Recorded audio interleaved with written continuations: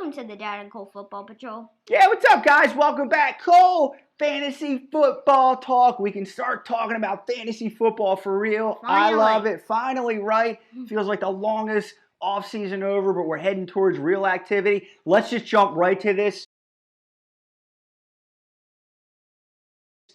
Cole, you're on the clock. Number one, first overall pick in your fantasy draft. Who are you taking? Christian McCaffrey. Because he can run and he can also catch the ball.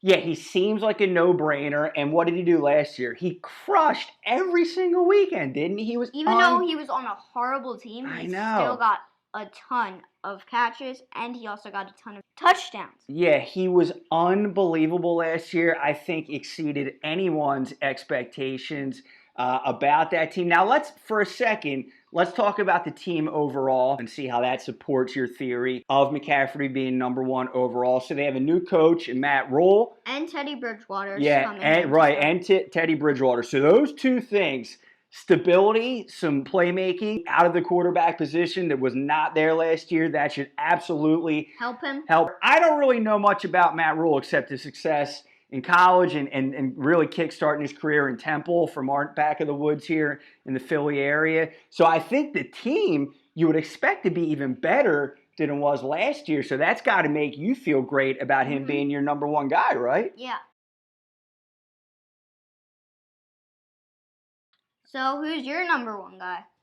Cole, I'm going to go with your bust from last year. And you were right in calling him a bust last year. He frustrated owners. I think not to his fault, really. But anyway, I'm going Saquon Barkley. I think the talent set is better than McCaffrey. I think that team is improved. I think it's in a weaker division. I think the workload is going to be there without a doubt. And I think we saw signs at the end from Barkley when he came back from that injury. And I think people have kind of forgotten a little bit. Daniel Jones was pretty good last year, Daniel Jones was good. That would help him. And I think you're underscoring my point a little bit that team should be better in a not-so-great division. I think he's going to get his. I know it's a little risky, but I'm just looking at the upside. And I think the floor even, sort of the worst-case scenario, would justify me going one overall, and I think the upside could be through the roof. What are your thoughts? You think I'm crazy? Am I overthinking it? What do you think about Saquon? It's risky. Yeah, tell me. Why do you think? So it's risky because he just came off of that injury, so you don't really know what's going to happen. But it's also a little better for him because, you have Daniel Jones. So, it's a risk. Either way, it's probably, in the end, he's probably going to turn out to be at least a superstar. Not, the best player in the NFL, but a superstar at least. That's what my prediction Good is. deal.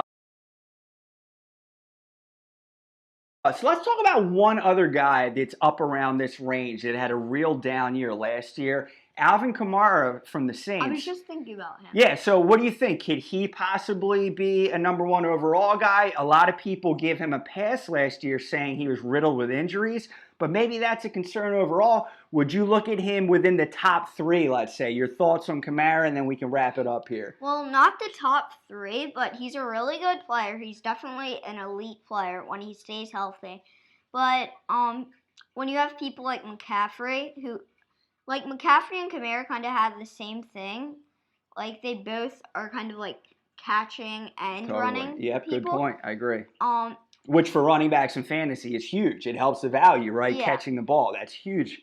But the good part about this is he might, with Drew Brees and Michael Thomas, it would keep the defense guessing because, they might set up to, double cover Michael Thomas, but when it's actually a running play, because Michael Thomas, he just broke a record last year. He was a beast, so absolutely. You really don't know what's gonna happen with him, but I'm gonna predict that he's gonna have kind of 5 touchdowns. 5 rushing touchdowns and then 2 receiving touchdowns. So that's a big drop-off, even from his drop-off last year from 2 years ago. So you see him having a little bit of a down year again then, huh? Mm-hmm. Very interesting. All right, guys. So listen, leave a comment. Let's hear from you. What is your number one overall pick, and this is fantasy we're talking about. So if you're on the clock, first pick in your draft, who you going with? Leave a comment. And then what else would we love the folks to do, Cole? Subscribe to our channel. Yeah, hit that subscribe button, guys. We're going to get rolling with content again. We're really heading into the heart of the off season, heading towards real activity for the upcoming NFL season. Hit subscribe. We'd be grateful for the support. Thanks, right? Bye. Take care.